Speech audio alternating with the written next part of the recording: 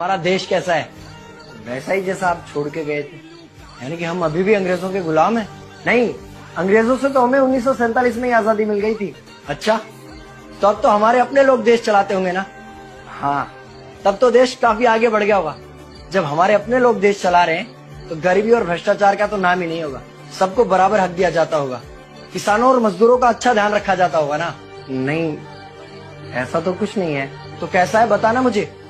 कैसे हमारे अपने नेता, हमारे आजाद भारत के नेता, 100 साल हो गए मुझे गए हुए, बताना।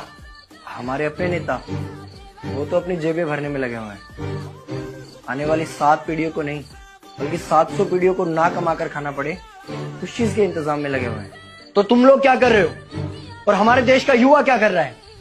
हम लोग तो इंस्टाग्राम पर रील्स देखने में बिजी हैं। यानी कि हमारी कुर्बानी का देश के लोगों पर कोई असर नहीं पड़ा। देश के लोगों में कोई देशभक्ति नहीं, कोई देश प्रेम नहीं।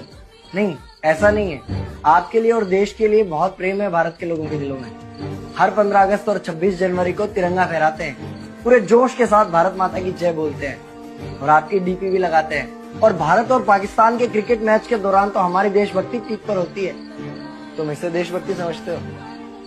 तो फिर क्या है देशभक्ति? अगर तुम्हारी देशभक्ति समाज को सुधारने में, गरीबों को अच्छी शिक्षा या बराबर का हक नहीं दिलाती तो कोई काम की नहीं है तुम्हारी देशभक्ति।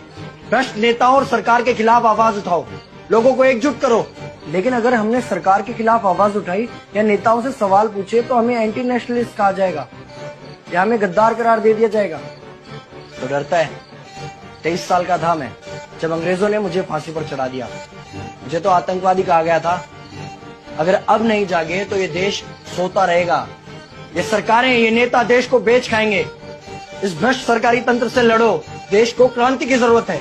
क्रांति यानी कि हमें हथियार उठाने होंगे, बंदूकें उठानी होंगी जैसे आपने उठाई थी। नहीं, हमारी क्रांति विचारों की थी। जब अंग्रेजी हुकूमत ने हमारी आवाज नहीं सुनी तो हमने और जोर से आवाज लगाई और अपने विचार रखे। और क्रांति केवल सत्ता को बदलने तक सीमित नहीं है, बल्कि इस भ्रष्ट अन्यायी तंत्र को जड़ से उखाड़ कर फेंकना है। पर ये होगा कैसे? अपने आसपास से शुरुआत करो। जो भी तुम्हें भ्रष्ट नजर आए उसके खिलाफ आवाज उठाओ, एक्शन लो। तुम्हारे टैक्स का पैसा नेताओं की जेब में जा रहा है, हिसाब मांगो। अपने वोट का सही इस्तेमाल करो, लोगों को जागरूक करो और इस देश को आजाद करवाओ। इंकलाब जिंदाबाद, इंकलाब जिंदाबाद।